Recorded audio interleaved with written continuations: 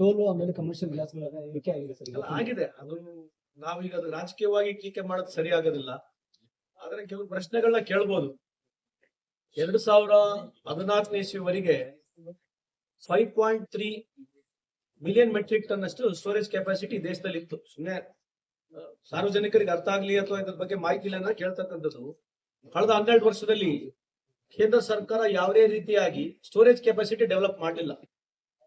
ಇವತ್ತು ಅಟಲ್ ಬಿಹಾರಿ ವಾಜಪೇಯಿ ಸಾಹೇಬರು ಅವರೊಂದು ಕನಸಿತ್ತು. ಆ ಕನಸನ್ನ ಸ್ಟೋರೇಜ್ ಕೆಪಾಸಿಟಿ 2004ರಿಂದ 2014ನೇ ಇಸ್ವಿವರೆಗೆ ಇವತ್ತು ದಿವಂಗತ ನಮ್ಮ ಪ್ರಧಾನ ಮಂತ್ರಿ ಆಗಿರ್ತಕ್ಕಂಥ ಮನಮೋಹನ್ ಸಿಂಗ್ ರವರು 5.3 ಮಿಲಿಯನ್ ಮೆಟ್ರಿಕ್ ಟನ್ ಅಷ್ಟು ನಮ್ಮಲ್ಲಿ ಸ್ಟೋರೇಜ್ ಕೆಪಾಸಿಟಿ ಇತ್ತು. ಒಂದು ವಿಶಾಖಪಟ್ಟಣಂ, ಒಂದು ಮಂಗಳೂರು, ಒಂದು ಕಡೂರು, ಈ 3 ಜಾಗದಲ್ಲಿ ನಮ್ಮ ಸ್ಟೋರೇಜ್ ಕೆಪಾಸಿಟಿ ಇದೆ. ಕಳೆದ 12 ವರ್ಷದಿಂದ ಕೇಂದ್ರ ಸರ್ಕಾರ ಯಾವುದೇ ರೀತಿಯಾದಂತ ಸ್ಟೋರೇಜ್ ಕೆಪಾಸಿಟಿ ಡೆವಲಪ್ ಮಾಡ್ಕೊಳ್ಳಿಲ್ಲ. ನಮ್ಮಲ್ಲಿ ಸ್ಟೋರೇಜ್ ಕೆಪಾಸಿಟಿ ಡೆವಲಪ್ ಮಾಡ್ಕೊಂಡಿದ್ರೆ ಇದು ಬಹಳಷ್ಟು ದೇಶಕ್ಕೆ ಅನುಕೂಲ ಆಗ್ತಕ್ಕಂಥದ್ದು ನನ್ನ ವಾದ. 2016-17 ಇಸ್ವಿನಲ್ಲಿ ಕೇಂದ್ರ ಸರ್ಕಾರದಲ್ಲಿ ದಿವಂಗತ ಫೈನಾನ್ಸ್ ಮಿನಿಸ್ಟರ್ ಆಗಿರ್ತಕ್ಕಂಥ ಅರುಣ್ ಜೇಟ್ಲಿ ಅವರು ಇದ್ರ ಬಗ್ಗೆ ಬಜೆಟ್ ನಲ್ಲಿ ಪ್ರಾವಿಷನ್ ಕೂಡ ಮಾಡಿದ್ರು. ಇನ್ನ 6 ಮಿಲಿಯನ್ ಮೆಟ್ರಿಕ್ ಟನ್ ಅಷ್ಟು ಸ್ಟೋರೇಜ್ ಕೆಪಾಸಿಟಿ ಮಾಡ್ಬೇಕಂತ ಹೇಳಿ ಕೇಂದ್ರ ಸರ್ಕಾರ ಪ್ರಪೋಸಲ್ ಮಾಡಿತ್ತು.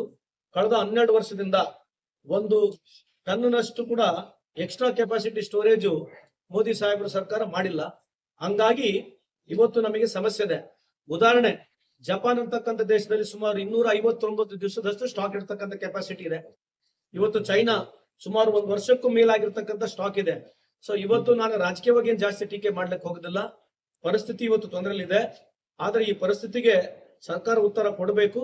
ಆದ್ರೆ ಈ ಪ್ರೈಸ್ ಹೈಕ್ ಬಗ್ಗೆ ಅವರೇ ಸಚಿವರು ಇರ್ತಕ್ಕಂಥ ಪ್ರಹ್ಲಾದ್ ಜೋಶಿ ಸಾಹೇಬ್ರ ಉತ್ತರ ಕೊಡ್ಬೇಕಂತ ತಮ್ಮ ಮುಖಾಂತರ ಮನವಿ ಮಾಡ್ಕೊಳ್ತೇವೆ. ಇಲ್ಲಿ ದಾವಣಗೆರೆಯಲ್ಲಿ ಆಮೇಲೆ ಜಮೀರ್ ಅವ್ರಿಗೆ ಬರ್ಲಿಲ್ಲ, ಎಂಟ್ರಿ ಕೊಡ್ತಾ ಇಲ್ಲ. ಡಿ ಕೆ ಶಿವಕುಮಾರ್ ಅವರು ಅವ್ರ ಮೇಲೆ ಟೀಕೆ ಮಾಡ್ತಾರೆ, ಜಮೀರ್ ಅವರು ಡಿ ಕೆ ಶಿ ಅವ್ರ ಮೇಲೆ ಟೀಕೆ ಮಾಡುವಂತ ಕೆಲವೊಂದು ಸನ್ನಿವೇಶಗಳು ಬಂದಿರುವಂತದ್ದು ಸರ್.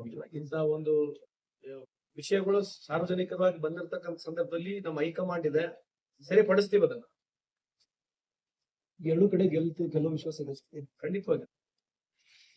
Okay sir. ಕೊಟ್ಟಿಲ್ಲ ಅನ್ನೋದಕ್ಕೆ ದಾವಣಗೆರೆ ಬಹಳಷ್ಟು ವಿರೋಧ ವ್ಯಕ್ತ ಆಗ್ತದೆ. ಡೆಫಿನೆಟ್ಲಿ ಅದು ವಿರೋಧ ವ್ಯಕ್ತ ಆಗಿರ್ತಕ್ಕಂಥದ್ದು ಸಾರ್ವಜನಿಕರಲ್ಲಿ ಇದೆ, ಅದನ್ನಿಲ್ಲ ಅಂತ ಹೇಳಲ್ಲ. ಆದ್ರೆ ಅಲ್ಲೆಲ್ಲ ಇರ್ತಕ್ಕಂಥ ನಮ್ಮ ಮುಖಂಡರುಗಳು, ರಾಜ್ಯದ ನಾಯಕರುಗಳು ಅದನ್ನ ಸರಿಪಡಿಸಿದ್ದಾರೆ, ಆಲ್ರೆಡಿ ವಿಡ್ರಾನು ಮಾಡಿಸಿದ್ದಾರೆ.